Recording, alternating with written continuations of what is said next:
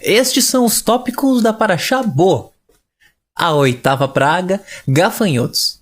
A 9ª praga, escuridão. A 10ª praga, a morte dos primogênitos egípcios. As mitzvot de Rosh Chodesh e Pesach. O povo hebreu deixa o Egito. Leis adicionais para o sacrifício de Pesach. E, por fim, lembrando o êxodo do Egito. Bo significa venha, como no versículo venha ao faraó.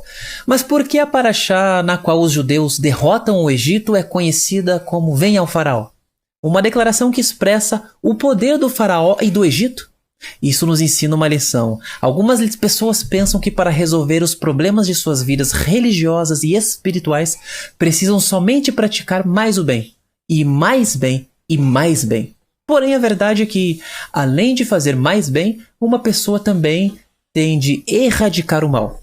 E não somente tirar o mal em geral, mas ele deve ser esmagado em sua raiz, para que não volte a crescer. Então Deus falou a Moshe para que venha ao faraó, o seu palácio, onde ele reside, em toda a sua glória. Para Moshe, foi ordenado que procurasse o mal do Egito até a sua raiz, e então que o esmagasse e humilhasse ao extremo. E só neste caso o êxodo iria acontecer. No nosso dia a dia, isso significa que uma pessoa deve tentar identificar o desejo primário que queima em seu coração, a raiz do seu mal pessoal, e lançar um ataque contra esse desejo com força total. Quando ele tiver sucesso nessa missão, ele verá então que as suas outras lutas pessoais seguirão no mesmo caminho, mas sem um grande esforço. O livre-arbítrio foi retirado do faraó?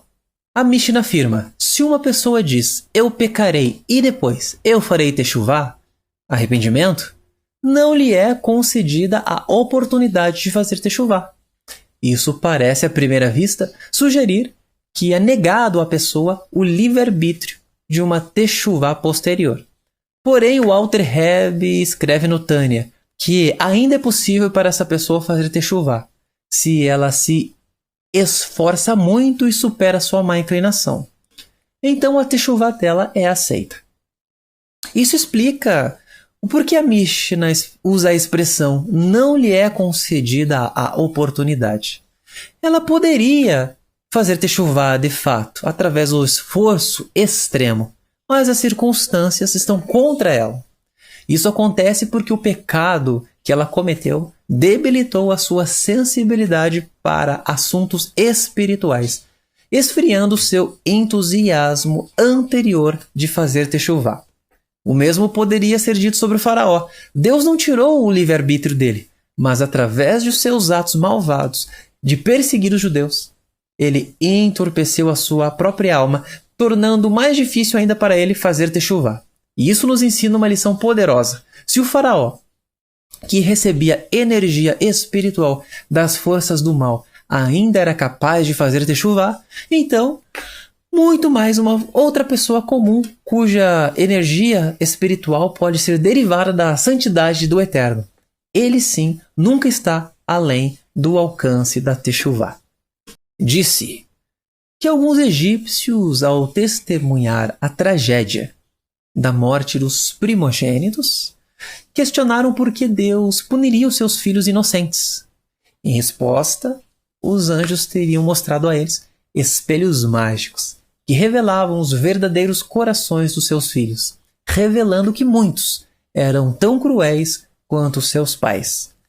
Isso destacaria a ideia de que a responsabilidade e o mérito podem ser herdados e que a justiça divina vai além das aparências. Nós vimos comentários a respeito da responsabilidade do homem em fazer techuvá e exterminar o mal de sua vida, fazendo pela raiz. Mas será que isso é possível? Apesar dos comentaristas da Torá acreditarem que sim, o Evangelho nos apresenta o oposto. E nós cremos que para o homem é impossível transformar a sua própria vida, promover a sua própria libertação do pecado. E assim, Ainda que o judaísmo pense diferente e atribua ao homem a capacidade de eliminar o mal pela raiz, não coincidentemente, estes comentários encontram-se na Parashá Bo, justamente a Parashá que relata a 10ª praga, morte dos primogênitos, aludindo ao Messias Yeshua, Jesus. A celebração de Pêssar e a liberdade do povo hebreu para uma vida espiritual. Inclusive é dito que algumas leis de Pêssar que foram dadas nesta porção eram impossíveis de ser cumpridas naquela época. Porém, elas já foram dadas quando o povo de Israel ainda estava no exílio. Ou seja, nós que cremos em Yeshua como Cordeiro de Pêssar, entendendo que a festividade de Pêssar é sim uma alusão profética de Messias, o Cordeiro de Deus, o primogênito, que nos liberta da prisão do pecado. Ainda assim, quando cremos nele, continuamos num corpo corrompido, com inclinações para o mal, mas já recebemos instruções para uma vida perfeita. E essa, por sua vez, almejamos alcançar no retorno do Mashiach, onde seremos transformados na sua plenitude, na sua imagem e semelhança.